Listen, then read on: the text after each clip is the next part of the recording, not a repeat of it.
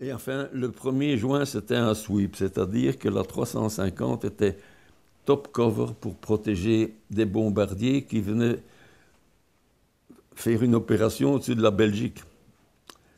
Mais enfin, on se disait, s'ils vont démolir une usine en Belgique, c'est qu'ils travaillent pour les Allemands, sûrement. Et comme on était top cover et donc en arrière, on a été les premiers à être attaqués. Et les bombardiers avaient déjà terminé, ils avaient déjà retraversé la côte au-dessus de Blankenberg, et puis ils retournaient chez eux. Mais la 350, on est attaqué par plus de 20 Focke-Wulf. Les Focke-Wulf 190, c'était l'avion de chasse qui avait remplacé le Messerschmitt. Pour les civils, le Messerschmitt, c'est mieux connu, mais ça, c'était l'avion qui volait pendant la bataille d'Angleterre. Et alors, en 1941, les Allemands ont sorti le Focke-Wulf 190, qui était bien meilleur. Il était meilleur que le Spitfire 5, parce que il y avait des numéros d'après les modifications que l'usine apportait, changement de moteur ou bien, etc. Moi, j'avais volé sur le Spitfire 1, le Spitfire 2. Les 3 et 4 n'ont jamais été ça, c'était des prototypes, mais donc qui n'ont jamais été développés. Et alors, il y avait le fameux Spitfire 5, c'était comme ça, qui était inférieur en performance au Focke-Wulf, nettement inférieur. Il volait moins vite, il montait moins vite et il était moins bien armé. Et c'est vers la fin 1942 qu'ils ont sorti le Spitfire 9, donc, et celui-là, il était... Mais ça, c'était après moi, parce que, justement, là aussi, j'avais mon copain Georges Levens, qui venait de Roeselare, il habitait à... c'est Roeselare en néerlandais. Et on était très copains, et tout à fait comme le 23, j'avais vu Louis Peters qui avait été abattu. Ici, je vois Georges Levens qui est descendu aussi, pas de parachute. Je vois l'avion piqué dans la mer. Là, je dis, il est mort. Et ça c'est exact. Son avion et lui, ils sont toujours dans le fond de la mer du Nord, là. À Bruxelles, dans le musée de la force aérienne, il y a une pierre tombale, mais il est marqué sur la pierre disparu en mer. Donc il y a une pierre, mais il n'y a pas de cercueil dans la tombe. Parce que là, je vais aller, le 1er novembre, il y a toujours une grande cérémonie avec la musique militaire, etc. Là, moi, je vais toujours. Enfin, soit, revenons à notre histoire. Moi, je vois le Focke-Wulf, donc l'Allemand, qui abat mon copain. Moi, j'étais derrière lui et plus haut. Alors, l'avion a beau être plus lent en vol horizontal, mais si on a le gain d'altitude, on peut se mettre en piqué, plein moteur, et la vitesse augmente. Et j'ai pu rattraper ce Focke-Wulf. Mais lui, il revenait déjà au-dessus de la Belgique.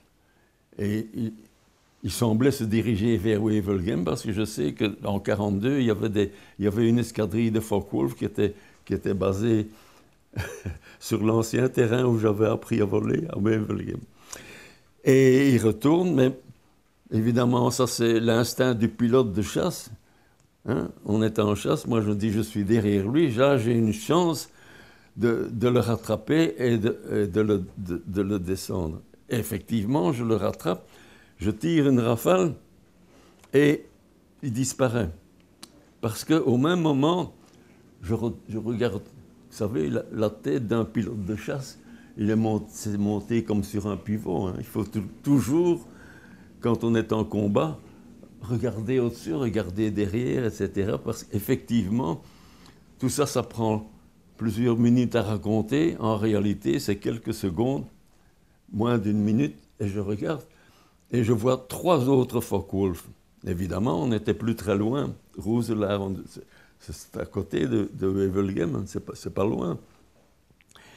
Mais donc, celui sur lequel j'ai tiré, je crois que je l'ai touché, mais je ne l'ai pas vu tomber, je n'ai pas vu de parachute, donc je ne peux pas, on m'en dit en anglais, claim victory, je ne sais pas. J'ai tiré dessus, et il a disparu. Donc je crois qu'il devait quand même être touché, l'avion ou le pilote blessé ou quoi. Mais alors, j'avais ces 3 autres casters-là, et puis je me dis, Bobby, regarde quand même un peu ton niveau d'essence parce qu'il faut encore retraverser la mer et il faut... Hein, c'est bien de faire des combats, mais il faut... On volait déjà depuis plus d'1 heure, donc...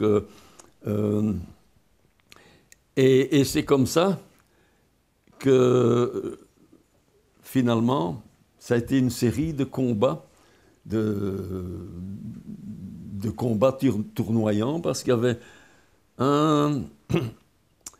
une manœuvre où le Spitfire 5 était supérieur au Focke-Wulf.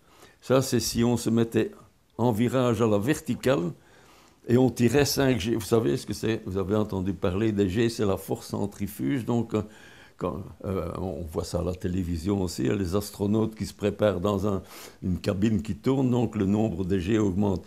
Maintenant, les pilotes modernes qui volent en F-16, ils peuvent tirer 9 G, mais seulement ils ont ce qu'on appelle un pressure suit. Nous, pendant la guerre, on n'avait pas de pressure suit. Et quand on augmentait le G, donc si on tire 5 G, ça veut dire que le corps pèse 5 fois son poids normal. Et à 5 G, entre 5 G et 5 G et demi, on commençait à avoir trouble. Et si on insistait à aller plus fort, on risquait l'évanouissement. Mais enfin, en faisant ce virage-là, en un virage et demi, si on avait donc un Focke-Wulf derrière soi, en virage à vertical, en un tour et demi, on était derrière le Focke-Wulf. Donc moi, c'est ce que je faisais, etc. Je tirais une petite rafale, pas trop longtemps, parce que finalement, le munition, on n'en a pas tellement à bord. Hein. Et donc, les 3 Focke-Wulf m'attaquaient, mais sans me toucher. Moi, je tirais sur eux, etc. C'était des petits combats individuels. Et entre chaque combat, moi, j'ouvrais le moteur au maximum et je volais. C'est ainsi que j'arrive au-dessus de la mer, parce que le combat avait commencé à 25 000 pieds. Donc, vous avez 3 pieds par mètre, donc vous pouvez faire la conversion pour en mettre l'altitude. Et pour finir, chaque fois que moi je voulais rattraper un Focke-Wulf, je devais me mettre en piqué. Et finalement, parce que je vais quand même raccourcir, les détails sont les mêmes pour chaque combat. Et à la fin, on se retrouve donc à mi-chemin entre Blankenberg et Douvres. Moi, je voyais les falaises de Douvres. Et pour finir, donc, ils sont toujours à 3. Je me dis, ils ne vont pas me lâcher, sûrement. 3 Focke-Wulf contre un Spitfire. Et ils veulent m'abattre avant que je n'atteigne la côte anglaise, évidemment, parce qu'alors ils risquent de rencontrer d'autres. Et c'est comme ça, à la fin, pendant que moi je visais un Focke-Wulf qui était devant moi. Vous savez, maintenant, les viseurs, tout ça, c'est électronique, et ce sont des missiles guidés par radar, etc. Mais à ce moment-là, on avait encore le vieux collimateur, amélioré évidemment, mais le même principe que dans la Première Guerre mondiale, c'est-à-dire dans le pare-brise, on avait des ronds et il fallait viser juste. Donc, et pour faire ça, il faut stabiliser l'avion, parce que pendant le combat, on bouge, mais pour tirer, il faut stabiliser l'avion. Et de nouveau, ça m'a pris longtemps à raconter ça, ça a été une question de secondes. Brusquement, je sens mon avion qui secouait, etc. Et c'était les 3 autres qui étaient derrière moi, qui attendaient que je sois stabilisé pour tirer sur moi. Alors, bon, j'entendais, je sentais, heureusement, donc, on avait une plaque blindée derrière soi.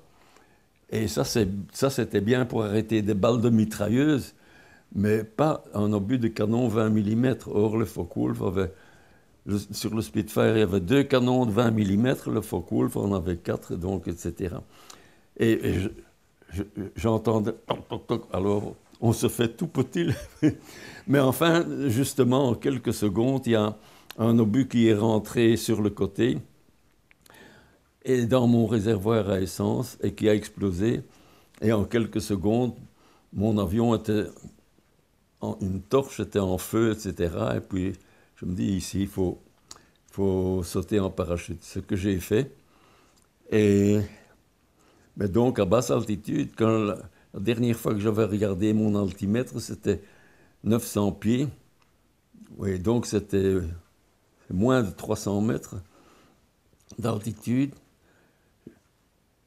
J'ai détaché mon harnais, je me suis mis sur le dos pour m'éjecter, parce que c'est pas facile de sortir d'un Spitfire, c'est un tout petit cockpit. Vous avez vu des Spitfires au musée, là, c'est pas facile d'en sortir. Mais enfin, je suis sorti, j'ai pu ouvrir mon parachute, je suis tombé dans la mer, et alors heureusement, j'avais un dinghy, donc un petit canot en caoutchouc, que j'ai pu ouvrir, etc. Et puis, comme vous le savez, sans doute, j'ai passé 63 heures en mer, 3 jours, 2 nuits, à être ballotté là sur... Vous savez, si vous allez à la côte, vous voyez les gosses qui jouent avec des petits canons en caoutchouc. Finalement, un dinghy d'avion de chasse, c'est pas beaucoup plus gros. C'est plus petit que la table. C'est plus petit que la table. On ne sait pas s'allonger là-dedans, on peut rester assis, alors on a ces jambes qui sont à l'extrémité.